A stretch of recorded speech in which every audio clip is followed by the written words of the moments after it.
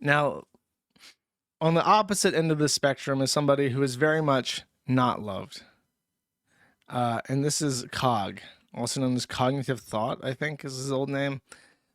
Cog, of course, Dosser Cog, Jobless Johnny, the Angloid A-log himself, had a little bit of a coming to Jesus moment. And I don't want to sum this up or spoil it. I'm just going to play it. Screen just thinking, because I've been so focused on why the fuck I was in tears yesterday. Out of nothing. And aside from the fact that I've done well in my life, right? And I'm going to point this out to anyone who's atheist, right? I can only put it from this perspective. All my life, I've been sat here like, everything I've done on my own, right? If it wasn't for me, I wouldn't have built a channel. If it wasn't for me, I wouldn't be doing streaming. If it wasn't for me, I wouldn't be here right now, right? So I did that, right? I did that, right? And yesterday, when I went into church, there was this flood of realization. It's not me. I have been almost like a vessel.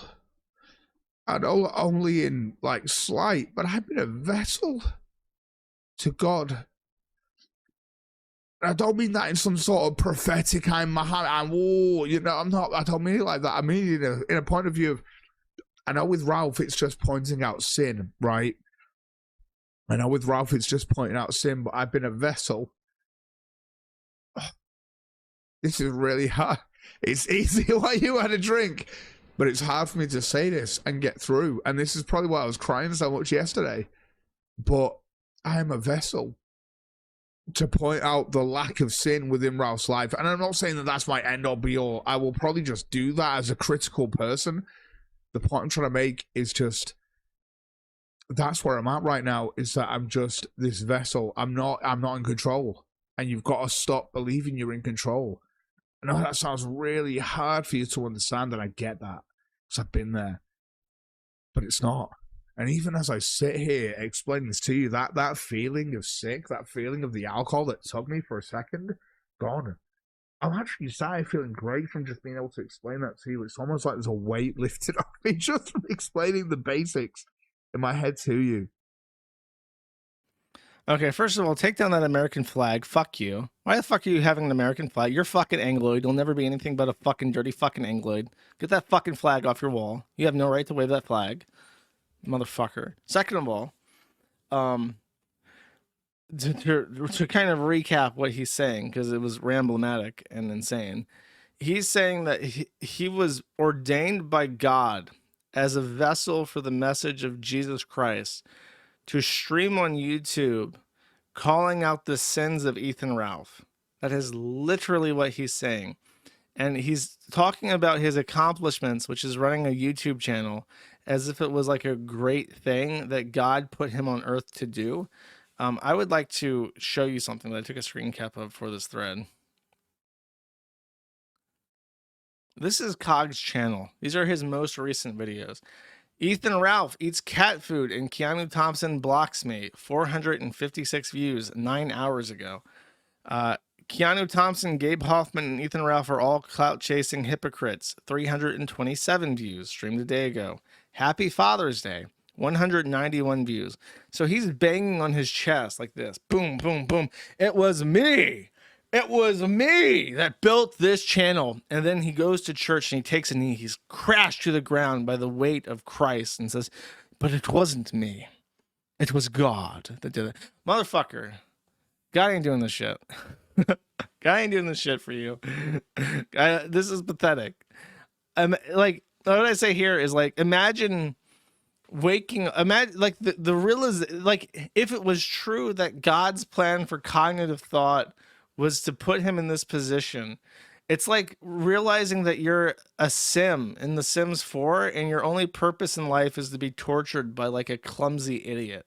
You know what I mean? It's like, what a depressing, soul-crushing thought that this was God's plan for me, was to be in a childless relationship with a stinky Pajit wife and Council Flats streaming about Ethan Ralph to an audience of 10 fucking people for videos that get less than 1,000 views each, less than 200 views each, just getting by, surviving off welfare, calling out the sins of Ethan Ralph, an irrelevant nobody who has less than 200 fucking viewers on an average stream now.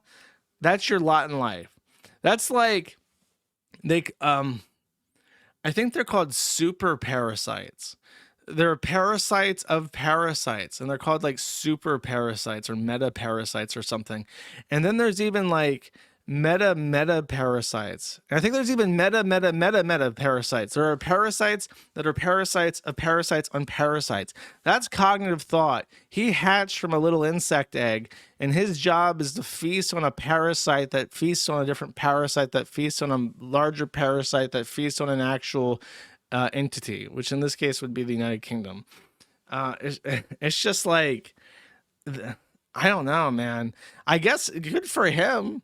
This is some true mythosisyphus shit, is waking up one day and realizing that you're a level 4 meta parasite feasting on parasites 4 levels deep, and to revel in that and be like, I was chosen by God, don't you know?